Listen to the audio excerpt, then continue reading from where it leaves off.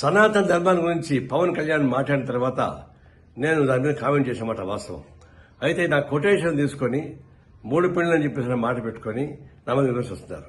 నేను దాని జోలికి పోలే. సనాతన ధర్మంలో విడాకులు ఉంటాయా? నేను అడిగిన ప్రశ్న అది.